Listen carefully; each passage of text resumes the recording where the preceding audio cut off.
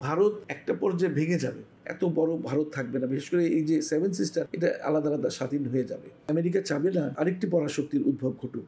মোদি সাহেব একটি মহিলার জন্য 18 কোটি লোকের দেশকে উনি ফেলে দিতে পারবেন না। যদি ইউনূস যদি 5 বছর টিকে, তাহলে দেশের কতটা উপকার হবে বা কার হবে, আর আপনার কি মনে হয় ভারত কি ভেঙে যাবে কিনা? প্রথম প্রশ্ন হচ্ছে আপনার যে ইউনূস সাহেব যদি 3 বছর বা 5 বছর, আল্লাহ তো ক্ষমতার মেয়াদ লিখে রাখেন, যদি ওনাকে একটা লম্বা সময় ক্ষমতা রাখেন, তাহলে ওনার যে মেধা বুদ্ধি, এমন একটা মানে মেধার সম্পন্ন লোক তিনি। দেখুন, সারা বাংলাদেশ, পৃথিবীর কোথাও এরকম জাতিসংঘের মহাসচিব 4 দিন পুরোপুরি সফর করে গেলেন বাংলাদেশে, এবং ওনাকে পূর্ণ সমর্থন দিয়ে গেছে। তারপর চীন সফরটাকে দেখেন, চীন পূর্ণ সমর্থন দিয়েছে তাকে। অর্থাৎ উনি যেখানেই যান, এবং এই যে বিমস্টেক যে 6ষ্ঠ সম্মেলন হলো থাইল্যান্ডের ব্যাংককের সাংগ্রিলা হোটেলে, সেখানেও কিন্তু ওনার যে মোদি সাহেবের সঙ্গে যখন ওনার বৈঠকে ওনার যে বডি ল্যাঙ্গুয়েজ, ওনার যে বলার স্টাইল, মোদি সাহেবের চোখে চোখ রেখে কথা বলেছেন, যেটা হাসিনা কিভাবে মোদি সাহেবের সামনে বসতেন। তো উনি যা বলেছেন মোদি সাহেব কিন্তু সবগুলোই মেনে নিয়েছেন। হাসিনার কিন্তু এখন আমার যেটা পর্যবেক্ষণ এত বছরের রাজনীতি বিশ্লেষক হিসাবে, যে মোদি সাহেব একটি মহিলার জন্য 18 কোটি লোকের দেশকে উনি ফেলে দিতে পারবেন না। এই দেশের সঙ্গে বন্ধুত্ব ওনার স্বার্থে রাখতে হবে। কারণ ভারতের যে রুপির অবমূল্যায়ন হচ্ছে, যেভাবে সাম্প্রদায়িক দাঙ্গা শুরু হয়েছে, মুসলমানদের নিধন শুরু হয়েছে, তারপরে কৃষক আন্দোলন, বিরোধী দলগুলো মোদির বিরুদ্ধে একাট্টা হচ্ছেন। এখন এই জুলাই অগস্টের বিপ্লব কিন্তু ভারতে একটা নতুন করে গণভ্যুত্থানের একটা আয়না হিসাবে কাজ করছে। কারণ ভারতের জনগণ এখন বুঝতে পেরেছে যে রাজপথের আন্দোলনের শক্তি অনেক অনেক বেশি, অনেক অনেক বেশি। সেটা বাংলাদেশের এই জুলাই আগস্টের আন্দোলন কিন্তু ভারতের কাছে, ভারতের জনগণের কাছে একটি দৃষ্টান্ত হিসেবে দেখা দিয়েছে। এবং ভারতে যে যদি এই ধরনের আন্দোলন হয়, তাহলে অবাক হওয়ার মতো কিছু থাকবে না। আর সেভেন সিস্টার যেটা, যে ভারতের যে অংশটা বাংলাদেশের একেবারে বর্ডারে, একটা চিকেন নেক দিয়ে শুধু এটাকে, এই ধরনের একটি 12 কিলোমিটারের একটা সরু রাস্তা দিয়ে, আমি সরু রাস্তায় বলবো যে 7টা রাজ্যকে ভারত কতদিন শাসন করতে পারবে? 1 নম্বর কথা, যদি চীন থাবা বসিয়ে দেয়, তাহলে কিন্তু যদিও এই চিকেন নেককে রক্ষা করার জন্য ভারত মানে প্রচুর পরিমাণে অস্ত্রশস্ত্র সেখানে সৈন্য মোতায়েন করেছে। 1 স্কোয়াড্রন সেই যে ফ্রান্স থেকে কিনা সেই বিমান সেখানে মোতায়েন করেছে, আরও প্রচুর মানে অস্ত্রশস্ত্র সেখানে আধুনিকতম অস্ত্রশস্ত্র এনেছে। সেখানে অত্যাধুনিক ড্রোন বসিয়েছে তারা।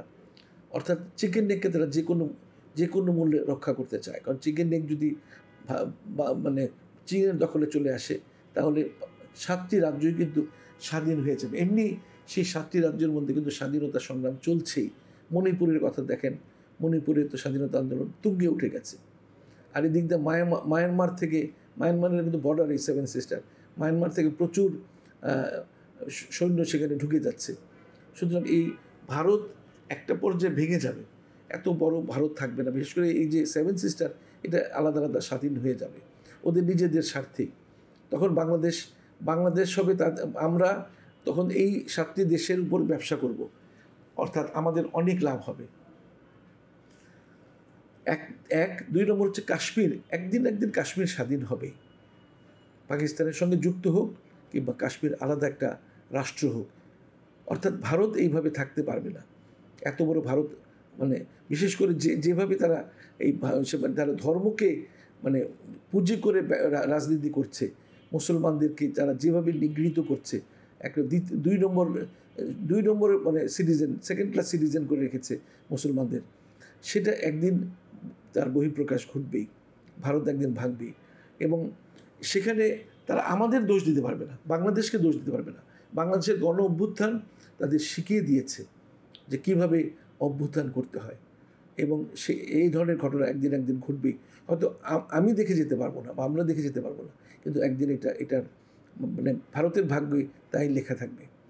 কারণ ভারত আশা করেছিল যে ট্রাম্প ক্ষমতা আসার পর অনেকভাবে লাভবান হবে, কিন্তু দিল্লিতে মিষ্টি খাওয়া পর্যন্ত হয়েছে ট্রাম্প যেদিন জয়ী হলো। কিন্তু ট্রাম্প দেখা যাচ্ছে ভারতের বিপক্ষে কাজ করছে।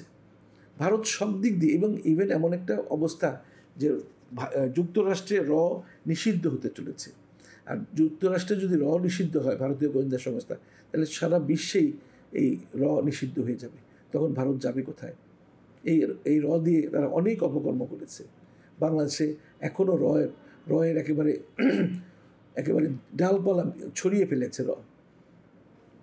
এবং দিয়ে তারা এই যে বিভিন্ন রকম গুপ্ত হত্যা, তারপরে আয়নাঘর, এগুলো পরিচালনা করতো। এবং আপনি দেখেছেন যে বিডিআর কিলিংয়ের সময় একজন মেজরের স্ত্রী বলেছে যে হিন্দি ভাষাভাষীর লোক আমার সঙ্গে এসে কথা বলেছে। অর্থাৎ সেখানে বলে যে কোনোদিন মানে শুনিনি যে বিডিআরের কোনো সৈনিক এসে আমার উপর টর্চার করেছে। হিন্দি ভাষাভাষী লোক এসে আমাকে প্রশ্ন করেছে, আমার উপর মানে অত্যাচার করেছে, উনি বলেছেন। তাহলে এবার আমরা 5 আগস্টে কী দেখলাম যে ইন্ডিয়ান অনেক সৈনিক এয়ারপোর্টে, বিমানবন্দরে পালিয়ে যাচ্ছিল, বিমানে উঠছিল। অর্থাৎ ভারতের প্রচুর গোয়েন্দা সংস্থা, তারপরে ভারতীয় সেনাবাহিনী, ভারতীয় পুলিশ এখানে কাজ করেছে হাসিনার পক্ষে, গণ আন্দোলনকে রক্ষা করার জন্য। স্যার, এখন মানে যেটা বললাম যে ইউনূস যদি টিকে যায়, এটা কি ভারতের জন্য ক্ষতি? ইউনূস যদি টিকে যায়, আমি শ্রদ্ধার সঙ্গে বলছি, আল্লাহ যদি তাকে টিকিয়ে দেন, তাহলে অবশ্যই বাংলাদেশ হবে দক্ষিণ পূর্ব এশিয়ার নেতা। সেখানে ভারত যে এখন বিগ ব্রাদার সুলভ আচরণ করছে, তখন সেটা পারবে না। বাংলাদেশের পক্ষে রয়েছে নেপাল, শ্রীলঙ্কা, মালদ্বীপ, সেগুলি সবই বাংলাদেশের পক্ষে আছে। ইউনূস সাহেব কিন্তু সার্ককে আবার পুনর্গঠন করার চেষ্টা করছে। পাকিস্তান আমাদের পাশে রয়েছে, টার্কি আমাদের পাশে রয়েছে, চীন তো আমাদের পাশে রয়েছে। তো বাংলাদেশের ইউনূস সাহেবের যে বিশাল যে কর্মযজ্ঞ শুরু হয়েছে, বিভিন্নভাবে উন্নয়নমূলক কর্মকাণ্ড তিনি শুরু করেছেন, তাতে তো ভারত অনেক পিছিয়ে যাবে। আর সামরিকভাবে আমরা যেভাবে এখন অগ্রসর হচ্ছি, সেখানে ভারত যদি একটা বিশাল পরাশক্তি, তারপরে ওরা চিন্তা করবে যে একদিকে পাকিস্তান, একদিকে বাংলাদেশ, আরেকদিকে চীন, তো ভারত তো এখন একদম বেকায়দায় পড়ে যাচ্ছে। অন্যদিকে পাকিস্তান, সেই পাকিস্তানের কথা আগেই বললাম। তো বাংলাদেশ, পাকিস্তান আপনি দেখেন যে 5th জেনারেশনের 40টি বিমান অর্ডার দিয়েছে, বাংলাদেশ দিয়েছে 16টা বিমান, যুদ্ধ বিমান, তারপরে তুলপাট ট্যাঙ্ক আসছে, অনেক কিছু। তো ভারত তো দিশাহারা হয়ে পড়বে তখন। অন্যদিকে আমরা এটা শুনছি যে আমেরিকাও চায় যে ভারত ভেঙে যাক, ভাগ হোক। সেটা তো আমেরিকার একটা অনেক দিনের তার প্রত্যাশা। কারণ আমেরিকা চাবে না যে আরেকটি পরাশক্তির উদ্ভব ঘটুক। দেখেন জাতিসংঘে ভারত এখন চিন্তা ভাবনা করছে যে জাতিসংঘ থেকে নাম কাটিয়ে নেবে। কারণ জাতিসংঘ তার পক্ষে কিছুই করছে না। এত বড় 150 কোটি লোকের দেশ, এখন প্রায় 75 বছর হয়েছে ভারত স্বাধীন হয়েছে, কিন্তু এখন পর্যন্ত নিরাপত্তা পরিষদের একজন সদস্য হতে পারলো না। মানে নিরাপত্তা পরিষদের 15 জনের যে একটা সদস্য আছে না, নিজস্ব, তারা 15 জনের সদস্য, এই 15 জনের মধ্যে ভারত এখন পর্যন্ত আর নাম দেখাতে পারলো না। আর মানে ভেটো পাওয়ার মানে শক্তি হওয়ার জন্য অনেক চেষ্টা করলো, কিন্তু পারছে না। বিশ্বের মোড়ল হওয়ার অনেক ইচ্ছা মোদির ছিল, কিন্তু আস্তে এই বাংলাদেশের 5ই আগস্ট এই ভারতের সব স্বপ্ন, মোদির সব স্বপ্ন কিন্তু ভেঙে দিয়েছে। আর আমি এখনও বিশ্বাস করি যে মোদি সাহেব কিন্তু হাসিনাকে ফেরত পাঠাবেই, কারণ নিজের স্বার্থে, ভারতের স্বার্থে। কারণ এখন জনমত উঠে গেছে, মানে তৈরি হচ্ছে যে আমরা একটি মহিলার জন্য আমরা কেন এত 16 কোটি লোক, 18 কোটি লোকের সঙ্গে, দেশের সঙ্গে, জনগণের সঙ্গে আমরা বৈরিতা তৈরি করব। সুতরাং তাকে পাঠাতে হবে।